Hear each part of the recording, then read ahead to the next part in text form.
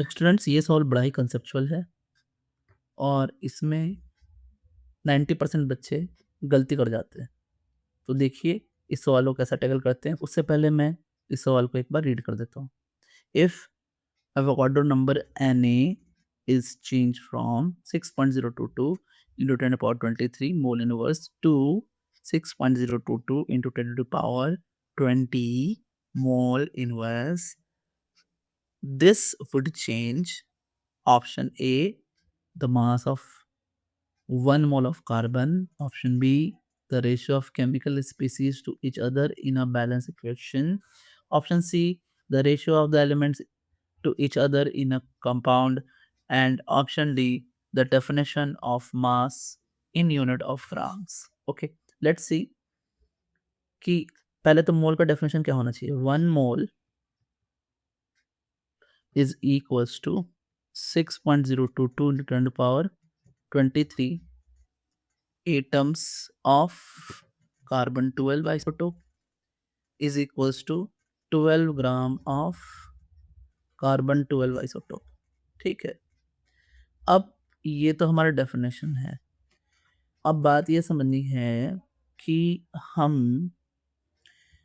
Mass of one atom निकाल सकते हैं। मास of one atom of carbon 12 निकाल सकते हैं और वो कैसे आएगा? तो देखिए कैसे आएगा, कैसे आता है ये, है ना? तो हमने यहाँ लिखा 6.022 इंटू 10 टू पावर 23 जो हमारे एटम्स ऑफ कार्बन हैं, है ना? उनका जो मास है हैज़ मास ऑफ कितना?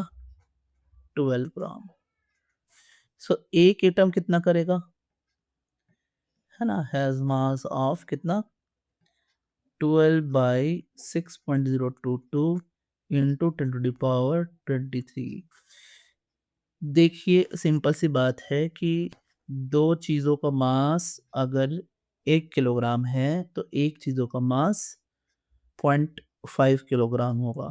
तो 2 से हमने डिवाइड कर दिया। इतने पार्टिकल्स का मास 12 ग्राम है तो एक का मास क्या होगा? जितने हो उतने से डिवाइड कर दिया हमने, आ गया ये।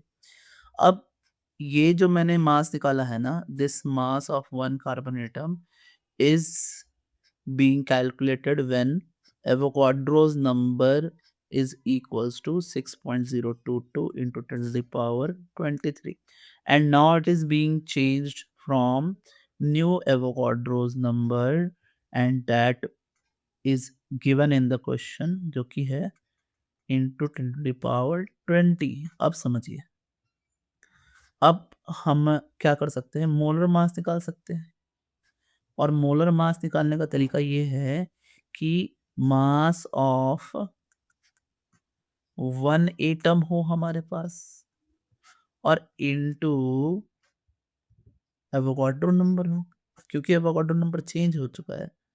मास ऑफ वन कार्बन एटम तो है हमारे पास, that is 12 upon 6.022 into 10 to the power 23 into जो नया वाला एवोगाड्रो नंबर है वो है 20। तो जो मोलर मास आया कार्बन का वो आया 12 इंटू 10 टू द पावर -3। अब ये आया है मोलर मास ऑफ कार्बन, लेकिन एक्चुअली कितना होता है? 12 होता है। तो यानी जो मोलर मास है ना, मास of one mole of carbon, वो चेंज हो जाएगा अगर एवोगाड्रोस नंबर को हमने चेंज किया तो हमारा आंसर ए हो जाएगा। Thanks, subscribe for more students.